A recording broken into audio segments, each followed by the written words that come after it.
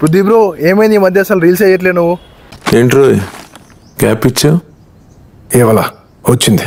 ఇప్పుడు మీకు C language లో అరే కాన్సెప్ట్ చెప్పబోతున్నాను, రెడీగా ఉండు. అసలు అరే కాన్సెప్ట్ ఎందుకు వచ్చింది మరి? అయితే ఒక వేరియబుల్ లో మనం ఒక వాల్యూని మాత్రమే స్టోర్ చేసుకోగలుగుతాం. అయితే మనకు మల్టిపుల్ వాల్యూస్ ఒక వేరియబుల్ కింద స్టోర్ చేసుకోవాలనుకున్నప్పుడు మనకు అరే కాన్సెప్ట్ అనేది యూజ్ అవుతుంది.